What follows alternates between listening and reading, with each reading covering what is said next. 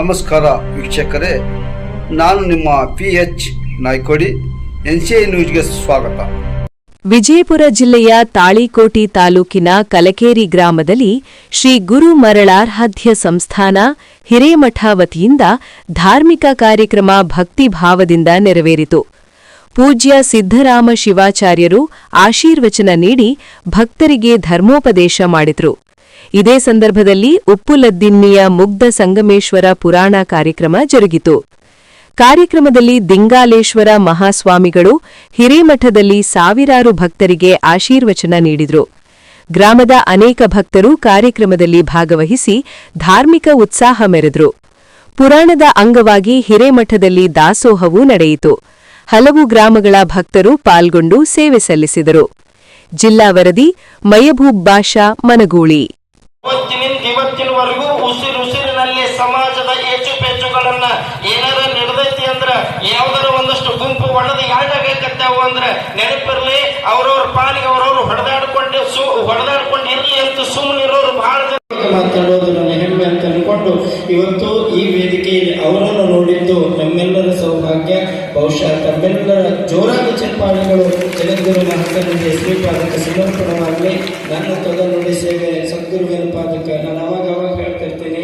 ಆಸೆ ಎಂಬ ತಳವಳಿದ ದೋಣಿಯಲ್ಲಿ ದೂರ ತೀರಯಾನ ಯಾರಲ್ಲಿ ಅಡುವ ಕಡಲೆ ನೋಡುತ್ತೆ ಇಲ್ಲಿ ಬರುತ್ತದೆ ನನಗೆ ಹಾಯ ದೋಮಿ ಬಾಳ ಗಂಗೆಯ ಮಹಾಪೂರದವಳು ಸಾವಿನೊಂದು. ಗೋಪಾಲ ಕೃಷ್ಣ ಅಡಿಗರು ಬರೆದಿರುವಂತಹ ಭಾವಗೀತೆಯ ಸಾಲುಗಳಿವು. ಯಾಕೆಂದ್ರೆ ಹೇಳ್ತಿದ್ದಾರೆ ಅಂದ್ರೆ, ಯಾರ ಮನಸ್ಸಿಗೆ ನೋವಾಗುತ್ತೆ, ಯಾರಿಗೆ ಬೇಜಾರಾಗಿರುತ್ತೆ, ಯಾರಿಗೆ ತುಂಬಾ ಬೇಸರಾಗಿರುತ್ತೆ, ಅವ್ರು ಏನೂ ಮಾಡಬೇಕಾಗಿಲ್ಲ, ಎಲ್ಲೂ ಹೋಗಿ ಕೂಡಬೇಕಾಗಿಲ್ಲ. ಇವತ್ತಿಗೂ ಯೂಟ್ಯೂಬ್ನೊಳಗೆ ಪ್ರತಿಯೊಬ್ಬರ ಮನೆಯೊಳಗೆ ಜೀವನ ದರ್ಶನ ಪ್ರವಚನ. ಇವತ್ತು ಕಲಕೇರಿ ಭಾಗದ ಸಹಸ್ರಾರು ಭಕ್ತರ ಪಾಲಿಗೆ ಅತ್ಯದ್ಭುತವಾಗಿರ್ತಕ್ಕಂಥ ದಿನ ಅಂತಂದ್ರೆ ನಮಗೆ ಲಿಂಗಾಯತ ಮಠಾಧೀಶರಾಗಿದ್ದು 1995ರಿಂದ ಬಾಳೆಹೊಸೂರಿನ ಮಠದ ನೇತೃತ್ವವನ್ನು ವಹಿಸಿಕೊಳ್ತಾರೆ. ಶ್ರೀಮಠದ ಕೀರ್ತಿಯನ್ನು ಬಾನತ್ತರಕ್ಕೆ ಕೊಂಡೊಯ್ದ ಕೀರ್ತಿ ಪರಮ ಪೂಜ್ಯರಿಗೆ ಸಲ್ಲುತ್ತದೆ. 2022ರಲ್ಲಿ ಸಿರಹಟ್ಟಿಯ ಜಗದ್ಗುರು ಬಗ್ಗೇಶ್ವರ ಮಠದ ಉತ್ತರಾಧಿಕಾರಿಯಾಗಿ ಅಧಿಕಾರ ವಹಿಸಿದ ಪೂಜ್ಯರು ಕೋಮು ಸೌಹಾರ್ದದ ಪ್ರತೀಕವಾಗಿ ಸಿರಹಟ್ಟಿ ಮಹಾಮಠದ ಗಳನ್ನ ಗೌರವಿಸುವ ಕೆಲಸವನ್ನ ಮಾಡ್ತಾ ಇದ್ದಾರೆ, ಆಶೀರ್ವದಿಸ್ತಾ ಇದ್ದಾರೆ. ತಾವೆಲ್ಲರೂ ಕೂಡ ಚಪ್ಪಾಳೆನ ತಟ್ಟಬೇಕಂತೇಳಿ ನಾನು ವಿನಂತಿಯನ್ನ ಮಾಡ್ತೇನೆ. ಪರಮ ಪೂಜ್ಯ ಶ್ರೀ ಶರಸ್ಥಲ ಬ್ರಹ್ಮ ಅಭಿನವ ಮುನೀಂದ್ರ ಶಿವಾಚಾರ್ಯರು ಕಟ್ಟಿಮನಿ ಹಿರೇಮಠ ನಾವು ಮಾತನಾಡಲಿಕ್ಕೆ ಹೋದ್ರೆ ಸಮುದ್ರದಲ್ಲಿ ಒಂದು ಬೊಗಸೆ ನೀರನ್ನ ತೆಗೆದುಕೊಂಡಂಗಾಗ್ತದೆ ಬಂಧುಗಳೇ. 40 ಲಕ್ಷ ರೂಪಾಯಿಗಳ ಒಂದು ತುಲಾಭಾರ ಮಾಡಿರ್ತಕ್ಕಂಥ ಸೇವೆ ತಮ್ಮ ಹಿರಿಯ ಪೂಜ್ಯರಿಗೆ ಮಾಡಿದ ಕೀರ್ತಿ ಆ ಪೂಜ್ಯರಿಗೆ ಸಲ್ತದೆ. ತಾವೆಲ್ಲರೂ ಕೂಡ ಚಪ್ಪಾಳೆನ ತಟ್ಟಬೇಕಂತ ಹೇಳಿ ನಾನು ವಿನಂತಿಯನ್ನ ಮಾಡ್ತೇನೆ.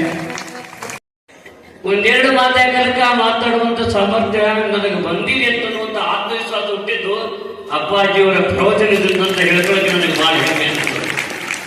ಅಂತ ಪರಮ ಪೂಜ್ಯರು ನಮ್ಮಂತ ಹುಬ್ಳಿಯೊಳಗ ಇಟಗಿಯವರಿದ್ದಾರೆ, ಶರಣೆಂದು ಗ್ರಾಮ ಬರ್ತದೆ, ಹಸುಬಿಯ ಶೆಟ್ಟರಂತ ಶಿಷ್ಯರಿದ್ದಾರೆ, ಲಕ್ಷ್ಮೀಶ್ವರದಾಗ ಪಿಳ್ಳಿ, ಗಾಂಜಿ, ಅರಳಗುಂಡಿಗಿ ಅಂತ ಶಿಷ್ಯರಿದ್ದಾರೆ. ಅವರೆಲ್ಲ ಕೆಲಷ್ಟು ಜನ ಹುಬ್ಳಿಯೊಳಗಿದ್ರು.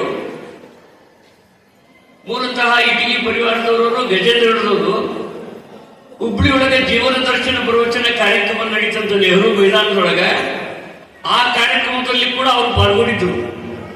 ಅವರು ಕೂಡ ಆ ಪ್ರವಚನವನ್ನು ಪ್ರಭಾವಿತರಾಗಿ ನಮ್ಮಬೇಕಂತ ನಾನು ಕೊಡಬಲ್ಲೆ. ಎಂಥ ಪ್ರವಚನ, ಎಂತಹ ಜ್ಞಾನ ಸಂಪತ್ತು. ಅದು ಕುಮಾರ ಏಕನ ಕೃಪಾಶೀರ್ವಾದ. ವಿಚಾರ ಮಾಡ್ರಿ, ಸಮುದ್ರಕ್ಕೆ ಹೋಗುವಂತ ಸಾವಿರಾರು ನದಿಗಳಾಗಿ ಉಳಿಯೋಂಗಿಲ್ಲ, ಸಾಗರನೇ ಆಗಿ ಹೋಗಿಬಿಡ್ತದೆ. ಅಂದಾಳಲ್ಲ, ನೀ ಹೆಚ್ಚು ಕಾಳಜಿ ಮಾಡಬೇಕಾಗಿದ್ದ ಆತ್ಯಾದ ಈಕಿನ್ನ ಹೋದಾಕಿನ್ನ ಹೇಳ್ರಿ. ನೀನ ಸರಿ, ನಿಂದ ಎಲ್ಲ ನನ್ನ ಹಡ್ದಾಕಿ ಸುಳ್ಳು, ನನ್ನ ಹಡ್ದಾವ್ ಸುಳ್ಳು, ಒಡ ಹುಟ್ಟಿದವರು ಸುಳ್ಳು, ಎಲ್ಲರೂ ಸುಳ್ಳು. ನೀನ ಧರ್ಮ, ಸಂಸ್ಕೃತಿ ಮತ್ತು ಪರಂಪರೆ. ಈಗ ಪರಂಪರೆ, ಧರ್ಮ ಅಂದ್ರೆ ಏನು? ಧರ್ಮ ಅಂದ್ರೆ ಬೇರೆ ಏನು ಅಲ್ಲ. ಇಲ್ಲ ಅಂತಂದ್ರೆ ಇವತ್ತಿನಿಂದ ನಿನ್ನ ಗೆಳೆತನ ಇಲ್ಲ ಅಂತ ನನ್ನ ಗೆಳೆತನ ಬೇಕು ಅಂದ್ರೆ ಪ್ರವಚನ ಕೇಳಬೇಕು.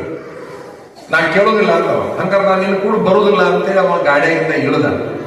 ಮುಸ್ಲಿಂ ಹುಡುಗ ನಾ ಹೇಳಕತ್ತೀನಿ, ಇಳದವ ಅನಿವಾರ್ಯವಾಗಿ ಅವನ ಗಾಡಿಯಾಗ ಹತ್ತಿಸ್ಕೋಬೇಕು ಅಂತ ಹೇಳಿ ಅವ ಏನ್ ಮಾಡಿದ ಅಂದ್ರೆ 8 ಪ್ರವಚನಗಳನ್ನ ಬೆಂಗಳೂರಿಂದ ಹಾವೇರಿ ಮುಟ್ಟೋ ತನಕ ನೀ ಕೇಳ್ಕೊಂತಾನೆ ಹೋಗ್ಬೇಕು, ಏನು ಮಾತಾಡುವಂಗಿಲ್ಲ.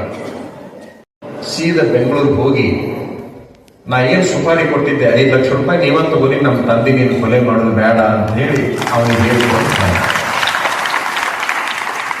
ಬಂದು ಮುಂದೆ ಏನ್ ಮಾಡಿದ, ತಾನು ಮೋಸ ಮಾಡಿ ತಂದೆಯ ಆಸ್ತಿ ಅಷ್ಟು ತನ್ನ ಹೆಸರಲ್ಲಿ ಬರಿಸಿಕೊಟ್ಟಿದ್ದಲ್ಲ, ನಾನು ಬದಲಾವಣೆ ಆಗಿದ್ದೀನಿ ಅಂದಾಗ ಅವ್ರ ಅಪ್ಪ ಬೆವ್ತು ಹೋಗಿದ್ದಂತ, ಮತ್ತೇನು ಮೋಸ ಮಾಡಕ್ ಬಂದ ಅಂತೇಳಿ ಬಾಡಿಗೆ ಮನೆಗಿದ್ದವ, ತಾಕಟ್ಟಿದ ಮನೆ ಬಿಟ್ಟು ಹೋಗಿ ಮುಂದೆ ಏನಾಯ್ತು ಗೊತ್ತಾ? ನೀವು ಅಪ್ಪಾಜಿ ನಾನು ನಂಬಂಗಿಲ್ಲ, ಸಂದರ್ಭ ಬಂದಾಗ ನಂಬ್ರಿ ಅಂತೇಳಿ ಅಂತ ಒಂದು 15 ದಿವಸಕ್ಕೆ ಕೇಳಿ ನಾನು ಬದಲಾವಣೆ ಆಗಿದ್ದೀನಿ ಅಂತೇಳಿ ಅವನ ಹೇಳ. ನಮ್ಮನ್ನ ನಾವು ಹೇಳ್ಕೊತೀವಂತಲ್ಲ, ಹೇಳೋ ಉದ್ದೇಶ ಪ್ರವಚನಗಳು ಕೂಡ ಬದಲಾವಣೆ ಮಾಡ್ತಾವ.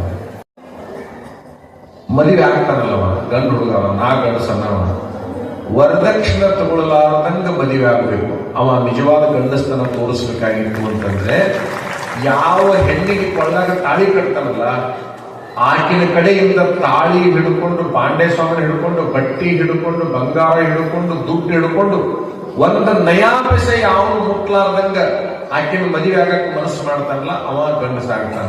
ಆ ಗಂಡಸು ಅನ್ನವ ಊಟಕ್ಕೆ ಕುಂತಾಗ ತಟ್ಟಿ ಒಳಗೆ ನೀಡಿಕೊಂಡಿರ್ತಾರಲ್ಲ, ಹೆಣ್ಮಕ್ಳು ನೀಡಿರ್ತಾರಲ್ಲ, ಏನಾರು ನೀಡಿದ್ವಿ ಅವರು, ಆ ತುತ್ತನ್ನ ಬಾಯಿ ಒಳಗ ಹಾಕಿಕೊಳ್ಳುವ ಪೂರ್ವದಲ್ಲಿ ಬೇಕಾದಷ್ಟು ಹೊಟ್ಟೆಸ್ತರ್ಲಿ, ಆ ತುತ್ತನ್ನ ಹಿಂಗೆ ಬಾಯಾಗ ಹಾಕೊಳ್ಳೋಕ್ಕಿಂತ ಮೊದಲು ಗಂಡಸಾದವ ಆ ತುತ್ತನ್ನ ಕೈಯಾಗಿ ಹಿಡಿದು ಕೇಳಬೇಕು, ನಾ ದುಡಿದ ಮೇಲೆ ಈ ಕೈಯಾಗಿ ಬಂದೀಯೋ ಅಥವಾ ಯಾರು ದುಡಿದ ಮೇಲೆ ಬಂದು ಈ ಕೈಯಾಗಿ ಬಂದೀವೋ ಅಂತ ಆ ತುತ್ತನ್ನ ಕೇಳಬೇಕು.